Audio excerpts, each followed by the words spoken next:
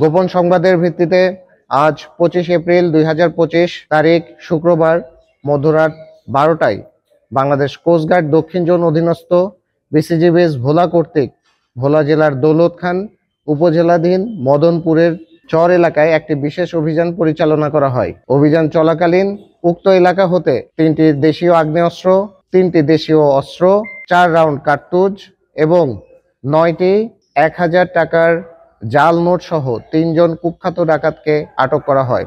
ডাকাত দমনের পরিস্থিতি অনেকাংশে উন্নত হয়েছে। ডাকাত দমনে কোস্টগার্ডের এরূপ অভিযান ভবিষ্যতেও অব্যাহত থাকবে।